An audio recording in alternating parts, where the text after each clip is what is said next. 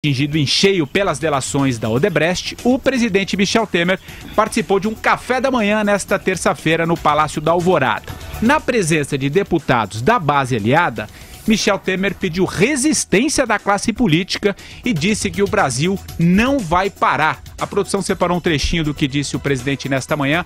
Vamos ouvir e colocar aqui para o debate. Vai lá, Reginaldo. Há um problema sério no país, vocês sabem disso. Há questões as mais variadas que muitas e muitas vezes visam a, digamos assim, desprestigiar a classe política e nós todos precisamos resistir. Eu tenho resistido quanto posso. Ultimamente dou entrevistas, falo, etc., para dizer aquilo que o Brasil precisa. Ou seja, não se pode ter a ideia de que porque aconteceu isto ou aquilo, o Brasil vai parar. Aí, Vera, só lembrando que ele completou dizendo também que os políticos não devem se acoelhar achando que estão em uma situação delicada. Mais um trechinho. Começa com você, Vera. Exato. O animal aí que os políticos estão parecendo não é exatamente coelho, né? É outro tipo de bicho. Tá mais pra ratazana que pra coelho, mas ele falou isso. Não devem se acoelhar, o que quer dizer não devem se intimidar.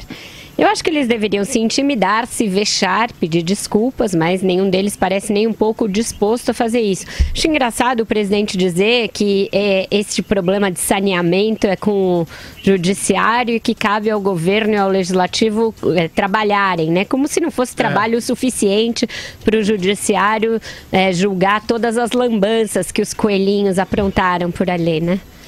Vai você... Não podemos nos acoelhar. Vai você, Andreasa.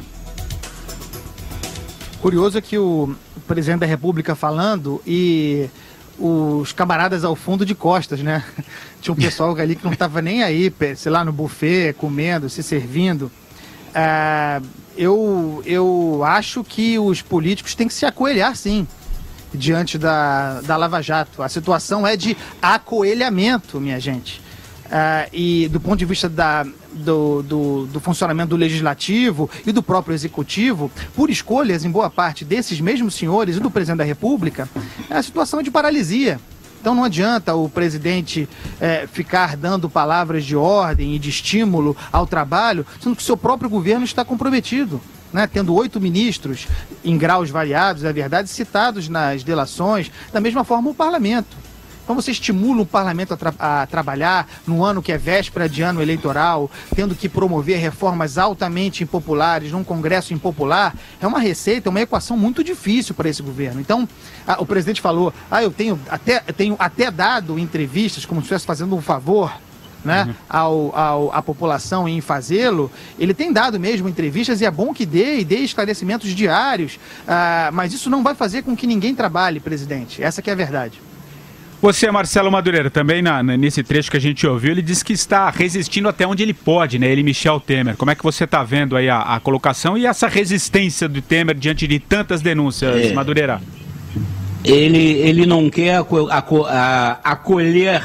acoelhamento, porque ele também tem medo de se acoelhar. É uma pergunta que fica aí para todos, né? Porque o discurso dele, aliás, o Andreasa observou muito bem, enquanto ele falava, um montão de gente lá cochichando, comendo biscoito, enfim, batendo papo.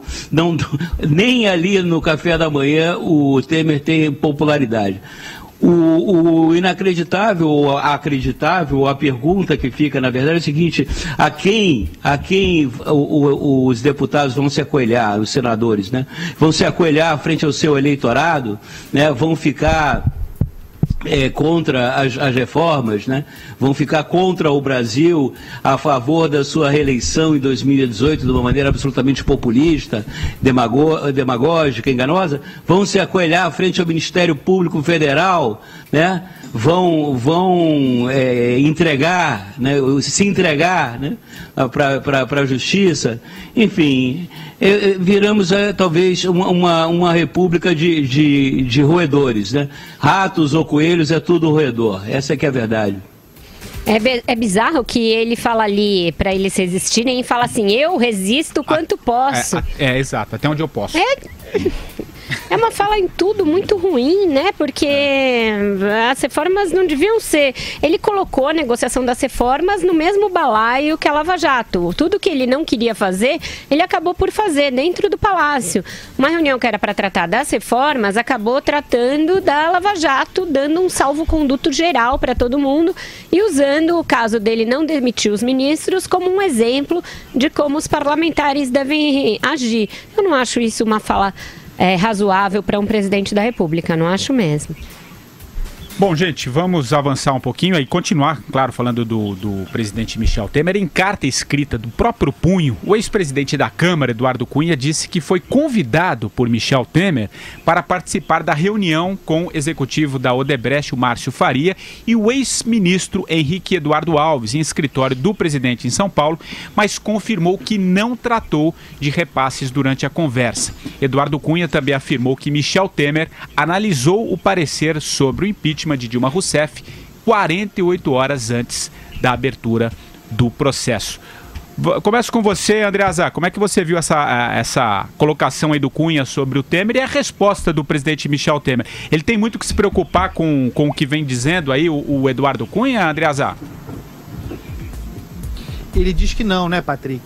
E eu também acho que à medida que o tempo vai passando, para inclusive remeter ao programa de ontem, a colaboração que o Eduardo Cunha tem a dar para o fechamento do quebra-cabeça vai se tornando menor. Tem cada vez menos peças e a ideia de delação, para que ela tenha validade, também precisa pressupor um fim, um momento em que nós paremos de delações, né?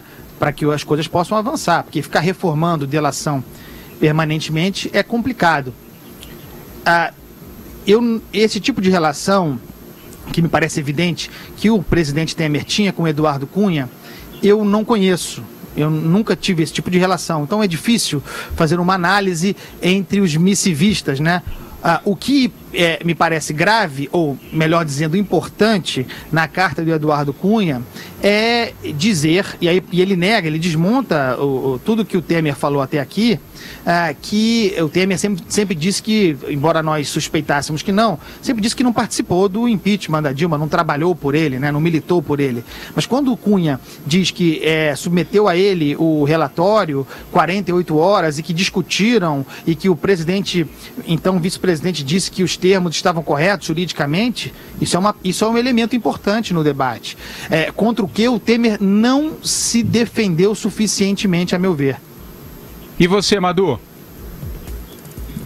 Não, só para uma coisa sobre o item anterior que eu esqueci de falar, para lembrar o presidente Temer que quem não se acoelha demite ministro corrupto, ou mesmo pelo menos ministro que esteja envolvido em processo.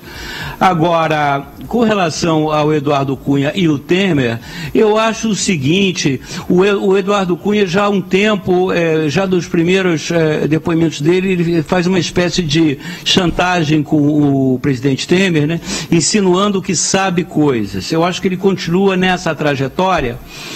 E eu concordo com esse ponto de vista que cada vez mais ele vai perdendo espaço no que poderia ser uma delação premiada. Eu acho que o Eduardo Cunha está sendo guardado, preservado para receber uma belíssima pena dessas de ficar muito tempo na cadeia, né? Não ser beneficiado com a delação premiada. Agora, é aquela velha história, 10 anos presidindo o PMDB, vai dizer que não sabe coisas, que não participou de coisas, né? Que agora o objetivo dele é não se acoelhar, é difícil. Você veja que essa resposta do Cunha foi uma resposta à fala do presidente no fim de semana, quando ele foi a um programa na Band e falou que o Eduardo Cunha chegou a negociar de não aprovar o impeachment em troca de se salvar no Conselho de Ética e que ele chegou a dizer que iria arquivar e etc. Então, na verdade, o presidente e um presidiário estão batendo boca por meio aí, uma hora de um programa de TV, uma hora de uma carta. Não é bom, né? Não é bom para ninguém. O Eduardo Cunha saberia, sim, eu acho que ele ainda teria coisas a dizer sobre o Temer e sobre o PMDB, mas vocês vejam que ele vai até um determinado limite, né? Quando ele vê que pode se complicar também, ele para. Ele diz que, né, na reunião que houve, não se discutiu nada de ilícito, nenhuma doação ilícita. Então, ele vai até um momento em que ele também pode se complicar. Ele está dando mostras de que pode negociar uma delação premiada. É mais um elemento de chantagem dele. Vamos ver até onde ele vai, ou se ele vai se acoelhar para ficar no verbo do dia. Bom, vamos continuar nesse tema. Agora, o Patrick... Claro, vai lá, Andreasa. É um bom verbo, hein? É um bom verbo acoelhar. Acoelhar, né? Com todas as ressalvas que nós já fizemos, temos de usar com mais frequência. Eu pretendo incorporar ao meu vocabulário acoelhar. Eu só consigo Não pensar em coelho, coelhinho. Andreasa. Se eu fosse como... Não, Podemos acoelhar. não se acoelhe, Sai André. da minha cabeça. Desde que eu ouvi a fala do Temer, essa musiquinha fica na minha cabeça. Coelhinho. Nós não podemos nos acoelhar Tirava a mão em do usar bolso, o né? verbo acoelhar. Isso, essa aí. Tirar a mão do bolso era uma boa pra eles também. Era um bom conselho. Tem mais uma... Só uma O informação bolso aqui, dele não tem nada, tá quebrado. Só mais uma informação aqui ainda sobre essas delações, tudo que a gente vem acompanhando, mais detalhes da delação da Odebrecht. O ex-presidente da empreiteira, o Marcelo Odebrecht, afirmou, Marcelo Madureira, que Dilma Rousseff escalou o ex-ministro Aloysio Mercadante junto à Odebrecht para conter o avanço da Lava Jato. Olha o Mercadante aí aparecendo, Madu. Pois é, eu não acredito no Coelhinho da Páscoa, mas acredito no que o Marcelo Odebrecht falou. Aloysio Mercadante, né, que tá quietinho acoelhado, de repente veio, assim como o ministro Diogo também, que era o secretário-geral do Manteiga. Nada como uma boa delação consistente, né? Essa é a verdadeira Big Brother. Esse é o Big Brother que nós estamos assistindo diariamente. Todo dia tem uma novidade naquela casa onde todos querem escapar e não conseguem sair, né?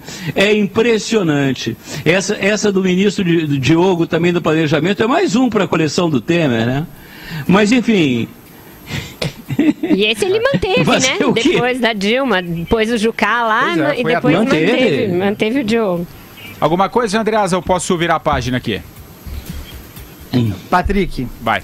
quem recorre ao Aloysio Mercadante em tempo de crise para mediar uma situação de É conflito, verdade.